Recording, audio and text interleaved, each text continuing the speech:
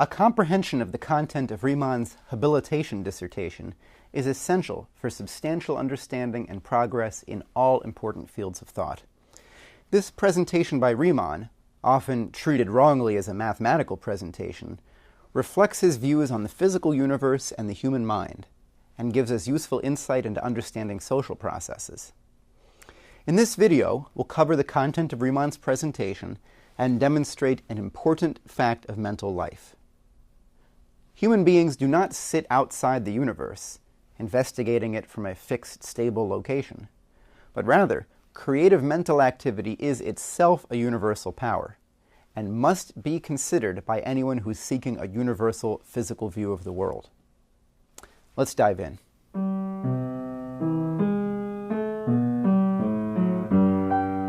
Now, you've probably heard that if you add up the angles in a triangle, you get 180 degrees, or 2 right angles.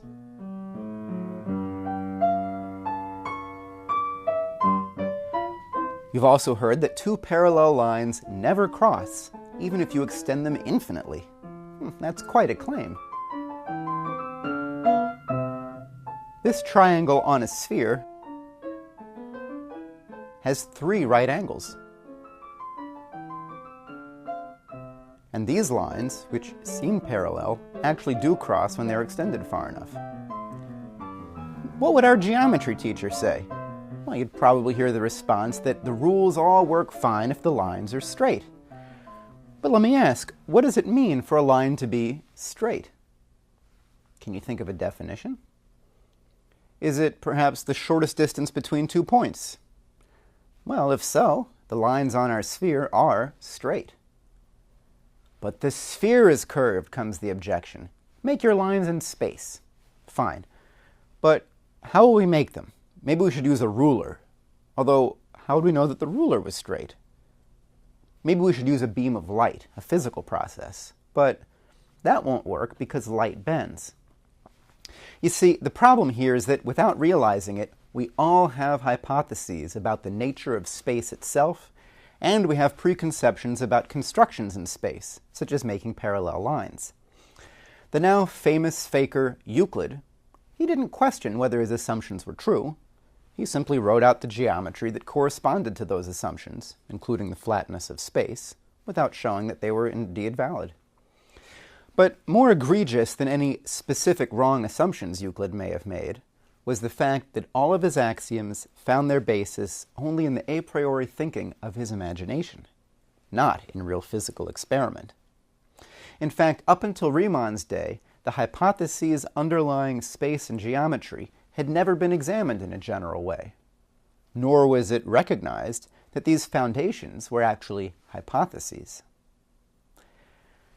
To make his thoughts clear, Riemann had to offer a general concept of what he called manifolds of various numbers of dimensions, and reveal the possible curvatures of these manifolds. Then, he could return to the shape of the actual space that we inhabit, and decide how, and upon what basis, it would be distinguished from other possible imaginary spaces. This isn't something to be settled by logic. The answer can only be reached by a continued path of experimentation. So let's delve into the concept of manifolds in general.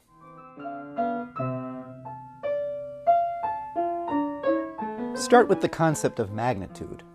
What is that? Riemann says that a magnitude is a general concept that has multiple specific instances, or ways of being, or specializations. As an example, length is a single concept that has multiple specializations, such as 2 inches, 3 miles, or 5 kilometers. They're all specific lengths. Taste is another example. Salty, sweet, oregano-flavored, those are all specific instances of the general concept of taste. Shoe size, temperature, location, these are all magnitudes. Now, we can distinguish 2 different kinds of magnitudes, those that change continuously and those which change in discrete jumps. As an example, the tones that can be played on a cello are continuous,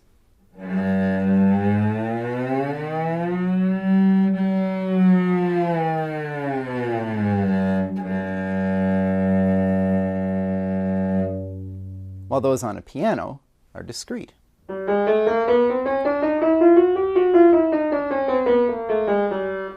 There is no key on the keyboard between a B and a C,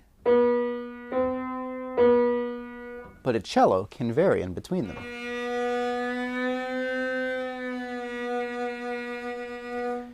We can also consider whether a magnitude's particular specification, or sometimes called mode of determination, whether this particular specification requires one or multiple values.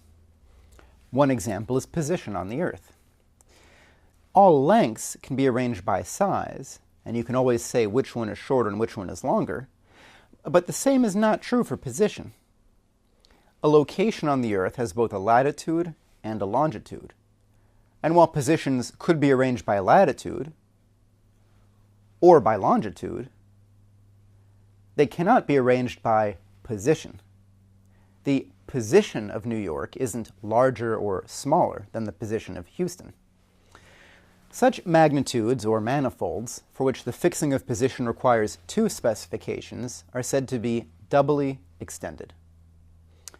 For example, specifying the location on any of these different surfaces requires two values.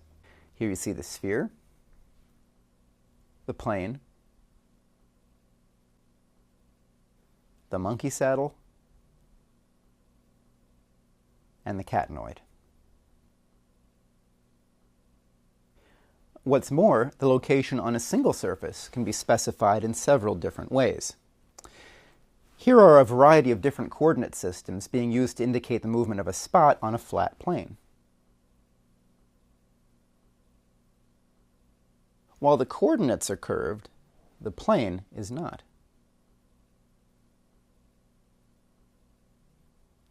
Now, if we move beyond surfaces, a position in space is triply extended. There are many ways of identifying a location in space, but all require at least three specifications. For example, we could give the XYZ position, the latitude, longitude, and altitude, or we could use cylindrical coordinates,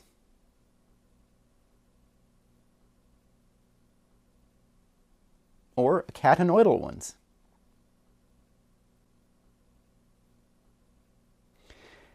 Now, these are all different ways of describing a location in space, like the variety of ways of indicating the motion of the spot on the plane. They don't, as coordinate systems, indicate whether the space is curved. So let's go up a level. Just as the plane and the catenoid have different characteristics, and not just different coordinate systems. For example, you can't put a plane on a catenoid. You'd have to bend it and stretch it. Can you think of a different kind of space? That is, can you think of a three-dimensional space that isn't flat? It's difficult not to simply think of a curved object in space when you're pondering this question. We're going to return to this later with some more ammunition for strengthening our imagination of curved spaces. As another example, how many dimensions are there in color, as perceived by the human eye? If you're familiar with the way color is represented on televisions and computer monitors, you know that all colors are created by varying amounts of red, green, and blue light, making it three-dimensional.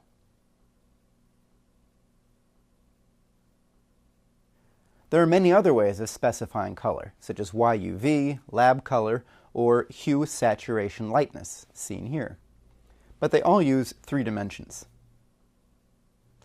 Now, this three-dimensionalness, this triple extension, it's not a character of light itself, but it's a characteristic of the human eye, which contains three different types of color receptors. This can trick you. Mixing red and yellow light together may look orange, but they don't actually become orange light. The red and yellow can be separated back out again with a prism. Another quirk of vision is that magenta light isn't really between red and blue in the color spectrum. Red and blue don't wrap around, except for the way that our mind puts together the experience of our senses. Now, while color is three-dimensional for us, for birds, which have four different color cells, color is four-dimensional. And this leads us finally to an example of a magnitude with so many dimensions that you can't even count them up. The example is light itself, which has an infinite number of specifications to indicate it exactly. This comes up, for example, when you're matching paint, where the 3 dimensions of color on a monitor just aren't enough. The paint might match under certain kinds of light, but not others.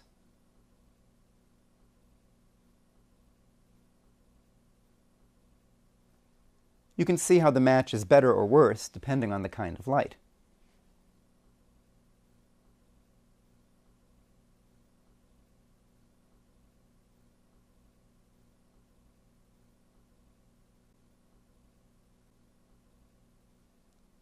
Now, here you have the color curve for a certain color of professional light filter.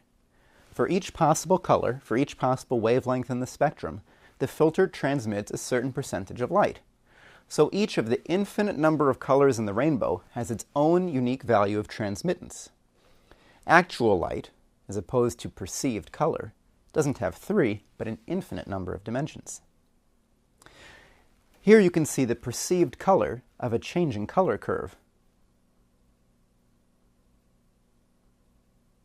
There is so much in light that our eyes cannot distinguish.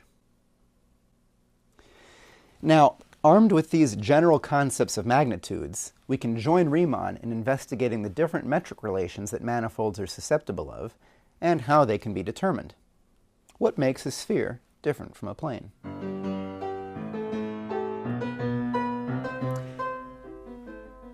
To start our investigation of the internal characteristics of manifolds, we'll start with 2-dimensional curved surfaces, and for this we'll use the approach of the great scientist Carl Gauss, who chose the topic for Riemann's lecture and was delighted to hear it.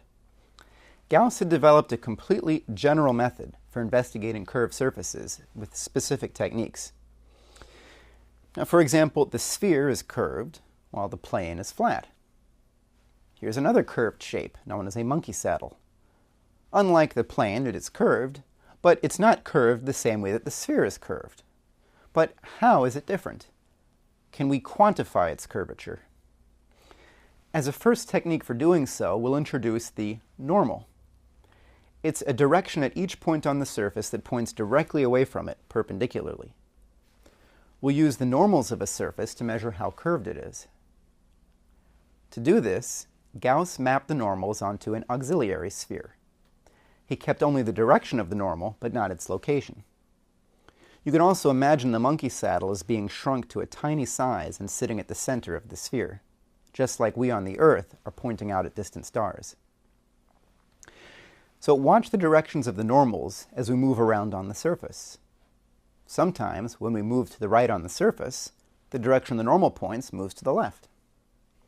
So the sphere serves for us as a kind of a 3-dimensional compass, allowing us to indicate spatial directions, just like the rim of an ordinary compass tells us our direction on the 2-dimensional surface of the Earth. Gauss's first way of measuring the curvature of a surface was to take a region on the surface and compare it to the size of the corresponding region on the auxiliary sphere. The larger the area on the sphere, the more curved the region on the surface. Here, the red region is several times more curved than the blue region. To measure the curvature at a specific point, he would shrink the region down until it was infinitesimally small. And if we use this technique, we find that a cylinder actually has no curvature at all. It would be called flat by Gauss's technique. As we cover this quadrilateral region on the cylinder, the region traced out by the normals is just a straight line with no area. 0 curvature. So Gauss's his second technique for measuring curvature, uses what are called osculating circles. Now, just like any 2 points imply a direction if you connect them and draw a line through them, any 3 points form a circle.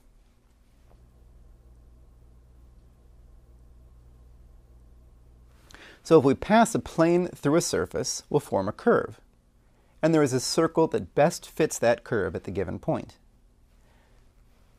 Here you can see the series of osculating circles for a given point on the surface. Gauss demonstrated that the most extreme osculating circles are always on planes perpendicular to each other. and showed that if you multiply the radii of the two circles and take the inverse, you get the exact same measure of curvature that he had earlier with the normals. Once again, the cylinder has no curvature.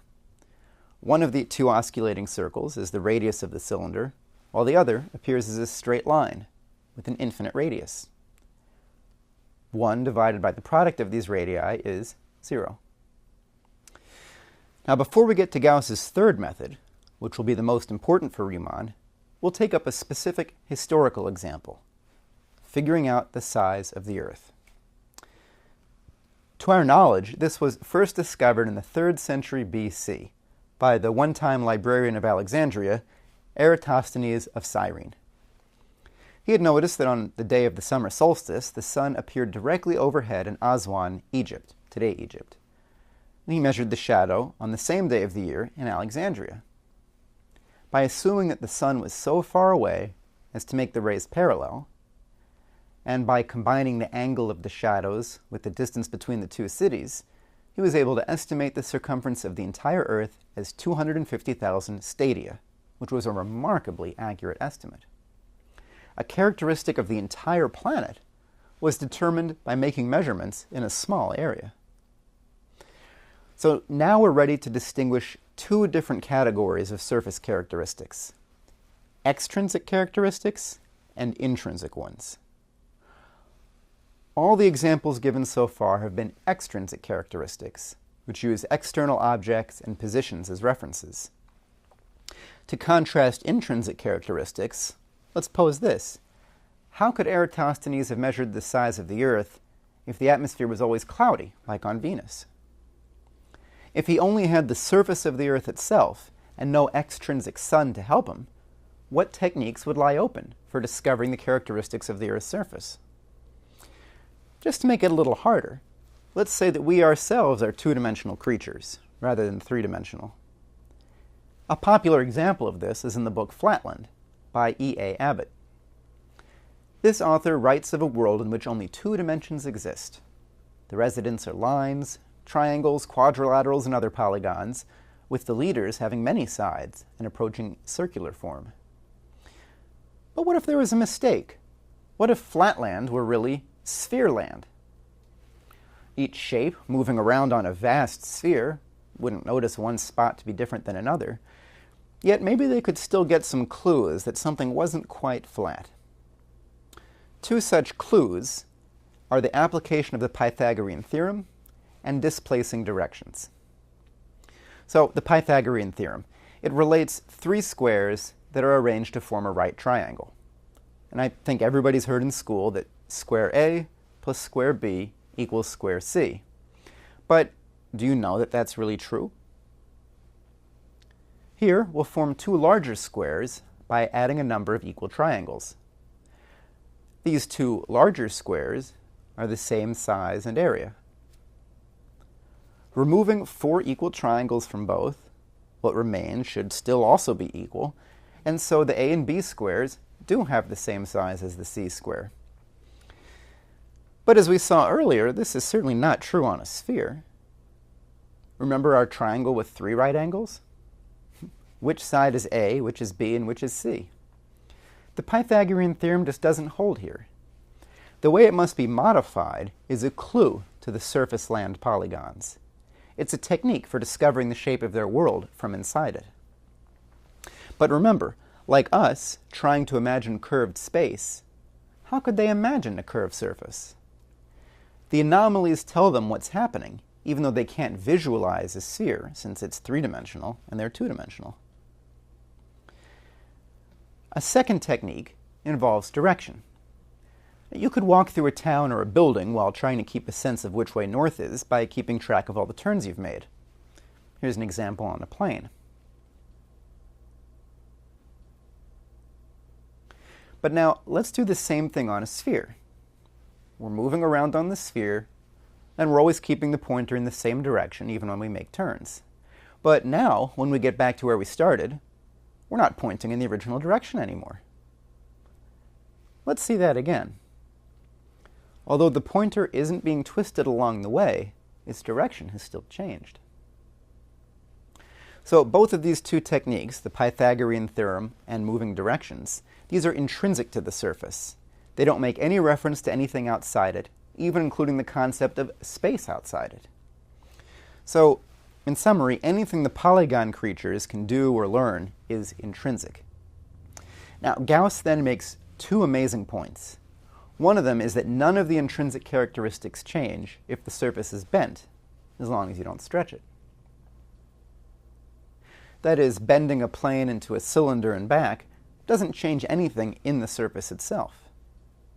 The distances between 2 points, the shortest line between 2 points, angles, everything remains the same. The surface land residents would never even notice. Similarly, the catenoid and the helicoid have the same intrinsic characteristics and are formed from bending one into the other. Gauss's second breakthrough was to come up with a way to measure the curvature at every point intrinsically. So the flat polygons could do this, and the surface could be its own complete world, meaning that giving it a certain shape in space, such as a cylinder versus a plane, is unnecessary. We don't need normals or osculating circles. The surface can be understood from within. Now, this breakthrough is key for Riemann's examination of curved spaces. Triply extended manifolds, such as space, can be curved. But now, we're only able to think of intrinsic curvature, since we can't step outside of space from a fourth dimension to look down on it, the way that we can look down on a doubly extended surface. Instead, we're in the same shoes as our polygon friends for determining the shape of space around us. Riemann, in his paper, gives the most general possible way of determining curvature from within a manifold. It is the anomalous characteristics of action and motion that define the curvature. So, with all the possibilities, what is the shape of actual space, as opposed to a mathematical daydream?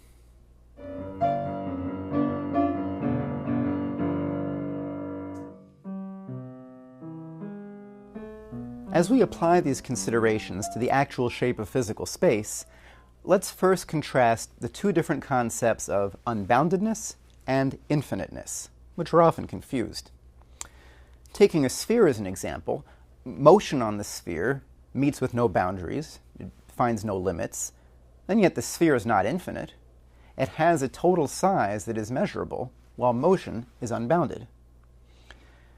While space itself appears unbounded in every respect, we can't conclude from this that it is infinite. Space might be finite. Now, as another consideration, let's ask whether objects are independent of their position. Take as an example the difference between an orange and a watermelon or some other kind of fruit. On the orange, the skin at one location can be moved to another without stretching.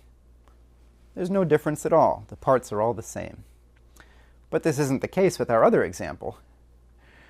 This almost flat region has a certain relationship between the circumference and the area, but here, the same circumference has a larger area. So stretching would be involved in moving from one place to the other. To take the example up a dimension, in 3 dimensions, this would be like moving an orange in space and having the insides get stretched bigger, even while the skin on the outside stays the same size. Maybe we want to avoid that. So we could do that by first hypothesizing that objects are independent of position. That would mean that every portion of space has the same curvature as any other.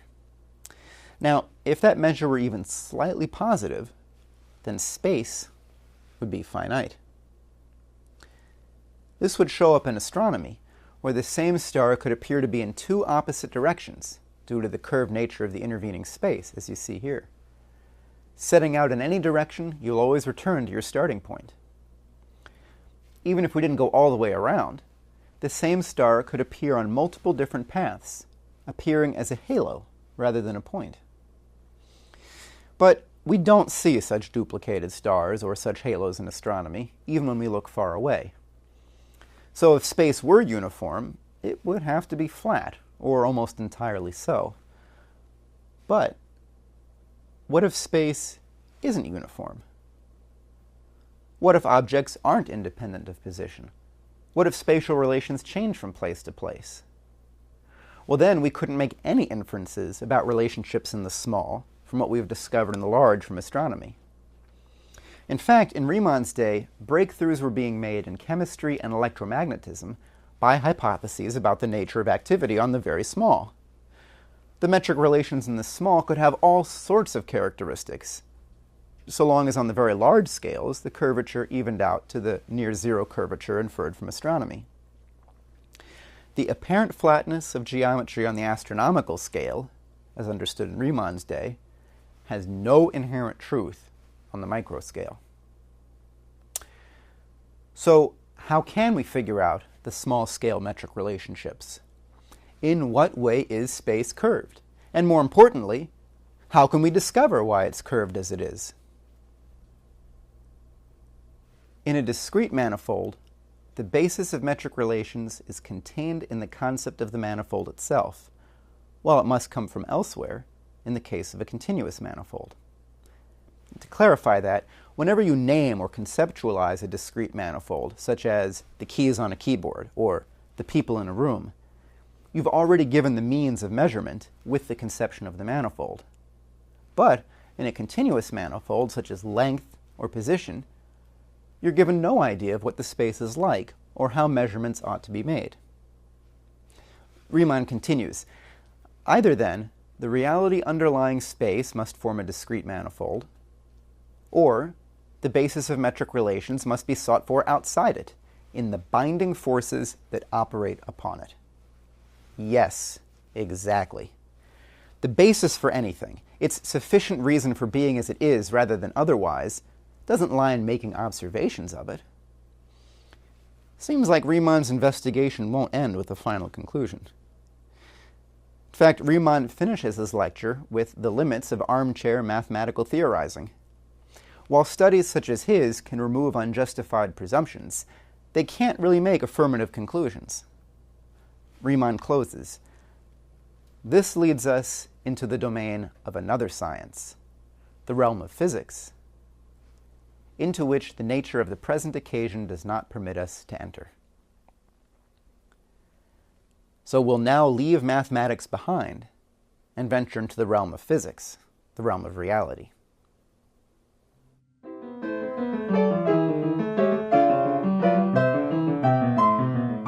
To start our investigation in the realm of physics, we'll consider Johannes Kepler and the birth of astrophysics. Kepler entered a field that had been studied on the basis of understanding nature from the standpoint of the senses. Very explicitly, his predecessors had put forward various models for the planetary system based upon saving appearances. That is, their goal was to cause their models to present the same impression to the senses as the real planets do. Kepler proved that even as they chased appearances, the models were always wrong because of their method. And furthermore, he knew that even a wrong hypothesis could look like the truth. He wrote about his own vicarious hypothesis that, further, the lack of any perceptible difference in the effects between the as yet unknown true hypothesis and the false one assumed by us, that does not make the effects identical. For there can be a small discrepancy which the senses do not perceive. Now, there will always be things we haven't measured. Even if our model matches observations perfectly, that doesn't mean it's true. Not just because the observations will get better in the future, but because matching observations, although necessary, is never itself the standard of truth. Although Kepler made a working mathematical model for the planets, he wasn't content without a hypothesis of the purpose lying behind their motions. Why do they move the way that they do? In his New Astronomy, he hypothesized that a power in the sun caused the motions. In his Harmonies of the World, he details the harmonic principles of composition that required the specific orbits displayed by the planets. In this case, cause is purpose. It is a why, rather than a what or a how. Newton's inverse square generalization may describe how motion changes from moment to moment, but not why, as Newton himself admitted. Kepler demonstrated the failure of mathematics, and he succeeded as a scientist. His simple, beautiful question, why is it so, rather than otherwise, moved him beyond inductive generalizations of a world as according to sense impression, and into a conception of the world as composed on the principles of beauty, as rigorous as they are free. Pierre de Fermat demonstrated the value of purpose as a scientific concept. The refractive bending of light as it moves from one material to another had puzzled thinkers for centuries. Why does light bend the way that it does when it enters water, for example? Fermat discovered the principle of least time. Among all the paths light might have taken from its origin to its destination, the paths it follows are those that make the journey the quickest. In this case, least time is nothing sense-perceptual. It has the character of a motive, not an appearance. Gottfried Leibniz demonstrated that the assumption of an a priori independent space and time led to absurdities. When the Newtonian Samuel Clarke tried to demonstrate God's great power in the free choice that God had in deciding where to put everything at the moment of creation, Leibniz responded that that's no decision at all. Moving the universe 2 feet to the right is the same as moving space 2 feet to the left. The relations between objects wouldn't change at all. Nothing would ever know. It has absolutely no meaning. The absurdity arises from the assumption of a space prior to and independent of things to be related in space. There is no absolute space. This is also seen when you compare Descartes' laws of motion with those of Leibniz. Descartes' biggest problem, well, one of his biggest problems, is that he believes in absolute motion and absolute rest, which drove him to conclusions that are just really nuts. Leibniz knew that motions are only relative, while the cause of the motions could be real and absolute. Physics must be the foundation of geometry, and that was the basis of Leibniz's development of the infinitesimal calculus. Take Albert Einstein. His theory of relativity discards distinct geometric time and space, instead using the physical process of light propagation to give a physical meaning to space-time. And in doing so, he showed how space-times differ for different observers. They exist as action spaces, not geometric spaces. Physical action is primary, and geometries are created to reflect our hypotheses of the true relations between unfolding actions in the universe. You got to make geometry match the physics, not the other way around. Today, Einstein's general theory of relativity is the most commonly cited example of curved spacetime, although not always cited correctly. Now move to biology and beyond. Vladimir Vernadsky's passionate search for understanding the nature of life and cognition led him to hunt for geometries that were capable of expressing activities of life that he knew simply could not exist in Euclidean space. One example is the chirality, the handedness of living processes. Pasteur and Curie had demonstrated that, unlike abiotic processes, living processes showed a preference between left and right-handed versions of the same molecule, a preference which could not exist in simple Euclidean space. Vernadsky also wrote much about the different kind of living time, distinct from abiotic time. In evolutionary living time, for example, before and after are not merely distinguished chronologically, as before being not after, and after being the opposite of before, but rather after is fundamentally different than before. It is a time in which new, higher developments of life processes exist. This is seen even more strongly in human time. In our economic time, the power of the human species, and we are ourselves a physical force, this power changes categorically with new discoveries of principle. Economic times differ qualitatively, not quantitatively. And such human time doesn't just happen like the ticking of a clock. It has to be created through discovery, driven by passion. This is the space-time of economic development. So Euclid wasn't just wrong in his specific axioms. Any different geometry, starting with geometric axioms, rather than the principles that shape real physical action, any such geometry would err as well. With Riemann, geometry itself completely changes its meaning. It isn't the stage upon which events unfold. It is the shape of the action itself. Now, what can we say about the process of gaining knowledge about this shape? Is our goal an ultimate understanding of nature, which we observe, hypothesize, and approach as if asymptotically, although never reaching this ultimate knowledge? No. We are a part of what we're studying. Consider the most powerful of all physical forces, the human mind. Creative thought is a physical force. It has physical effects, just like electromagnetism, plasma, biological processes. A true Riemannian geometry, based firmly on the principles that lie behind perceived appearances, must take creative mind into account. Our goal isn't a final geometry of a world out there. It must include the developing powers of reason, the kernel of economic development. There must be no separation between physics and the study of the mind. Physical science that rejects mind can never find true principles, but will always be stuck in a bog of statistical induction and correlation based on the senses.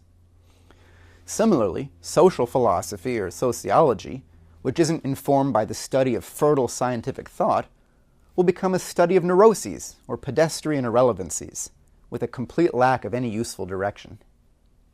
There is only one world to discover and act on. Mind discovers, mind acts, mind creates. Riemann brings us into reality and shows that the principles underlying reality cohere with the mind. Now, while he concluded his lecture with the need to abandon mathematics for physics, to truly achieve Riemann's program, we must go beyond physics to economics. We must include the progressing development of the powers of the human mind. Thus, the importance of Riemann for economic science.